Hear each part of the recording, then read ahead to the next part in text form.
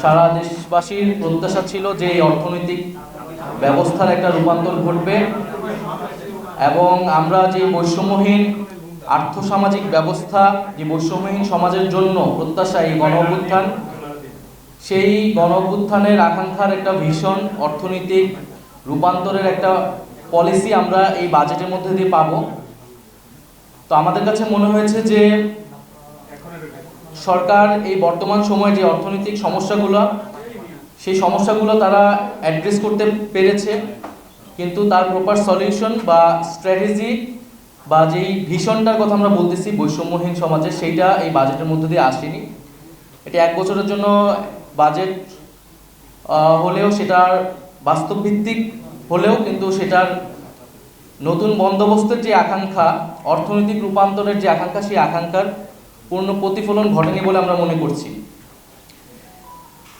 যেহেতু আগের যে অর্থনৈতিক কাঠামো, যে লুটপাটের অর্থনীতি এবং ঋণগ্রস্ত অবস্থা ছিল, সেই অর্থনৈতিক বাস্তবতায় সরকারকে পরিচালিত হতে হচ্ছে এবং বাজেট প্রণয়ন করতে হয়েছে। ফলে সেই কাঠামোর ভিতরেই এই বাজেটটা প্রণয়ন করা হয়েছে এবং সেই আগের অর্থনৈতিক কাঠামোর অনেক ছাপ এই বাজেটের মধ্যে দেখা যাচ্ছে। আমরা এই গণঅভ্যুত্থানের মধ্য দিয়ে তৈরি হওয়া যে নতুন বাংলাদেশ, সেখানে আমরা ভেবেছিলাম বা আমাদের আকাঙ্ক্ষা ছিল যে ধনী গরিবের যে আয় বৈষম্য, সেই আয় বৈষম্য কমে আসবে। কিন্তু এই বাজেটে আমরা সেই আয় বৈষম্য কমানোর এমন কার্যকর উদ্যোগ দেখিনি।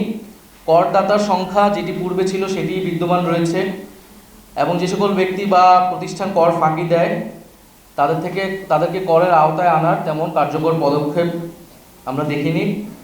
এর ফলে নিম্নবিত্ত এবং মধ্যবিত্তের উপর যেই চাপ ছিল, করের চাপ, সেটি কিন্তু অব্যাহত থাকবে। কিছু পণ্যের, নিত্য প্রয়োজনীয় পণ্যের কর কমানো হলেও আমাদের কিন্তু তাদের উপর যেই চাপ, সেই চাপ কিন্তু গুণগতভাবে আসলে কমবে না।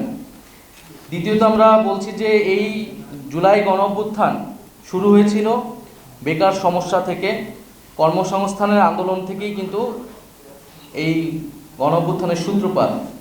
ফলে তরুণদের ব্যাপকভাবে প্রত্যাশা ছিল যে আমাদের যে বেকার সমস্যার সমাধান এবং কর্মসংস্থান বৃদ্ধির জন্য উদ্যোগ থাকবে, কিন্তু আমরা সেটি দেখতে পাইনি। গত 1 বছরে 26 লক্ষ বেকার বৃদ্ধি হয়েছে, কিন্তু কর্মসংস্থান বৃদ্ধির জন্য যে বিনিয়োগ বাড়ানোর প্রয়োজন ছিল সেটি সেই ধরনের নীতি গ্রহণ করা হয়নি, বরং ব্যাংকের উপর যে নির্ভরশীলতা সেটি অব্যাহত রয়েছে, আগের আমলের মতোই সেই ধারাবাহিকতা রয়েছে।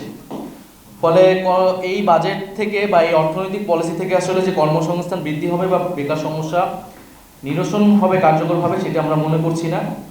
শিক্ষা, স্বাস্থ্য এবং বিজ্ঞান প্রযুক্তি খাতেও তেমন নতুনত্ব নেই, বরং শিক্ষায় ন্যূনতম 2%, জিডিপি 2% বরাদ্দ থাকাটা আমরা উচিত বলে মনে করছি এই সময়। সেটা 1.7% হয়েছে। একইভাবে স্বাস্থ্য বা অন্যান্য খাতেও সেই বরাদ্দ বৃদ্ধি হয়নি। আরেকটি গুরুত্বপূর্ণ বিষয় হচ্ছে যে প্রবাসী শ্রমিকদের বিষয়ে আমরা চেয়েছিলাম যে তাদের প্রতিও সরকারের নজর থাকবে এই বাজেটে, কারণ এই অর্থনৈতিক ভঙ্গুর অবস্থা থেকে কিন্তু রেমিটেন্স, প্রবাসী শ্রমিকদের যে রেমিটেন্স আমরা পাই তাদের থেকে, সেটা একটা গুরুত্ব বহন করে এই অর্থনৈতিক ব্যবস্থার উন্নয়নের জন্য। কিন্তু আমরা দেখছি যে প্রবাসী কল্যাণ মন্ত্রণালয়ের বাজেট অর্ধেক করা হয়েছে এবং এটা আমরা নিন্দা জানাচ্ছি এবং আমরা মনে করি যে এই বাজেটটা, প্রবাসী কল্যাণ মন্ত্রণালয়ের বাজেট কমানো উচিত না। আরেকটি বিষয় যেটা সবাই বলছে যে কালো টাকা সাদা করার সুযোগ সেখানে রাখা হয়েছে এই বাজেটে। আমরা মনে করি যে কালো টাকা সাদা করার সুযোগ রাখা উচিত ছিল না এবং এটা তো একটা রেজিম চেঞ্জ হয়েছে, রেজিম চেঞ্জের পরে আসলে এই ইনসেন্টিভ দিয়েও আসলে কালো টাকা যে সাদা করা খুব সম্ভব হবে সেটিও না। তাই এই জিনিসটা, কালো টাকা সাদা করার সুযোগটা আসলে বন্ধ করা উচিত।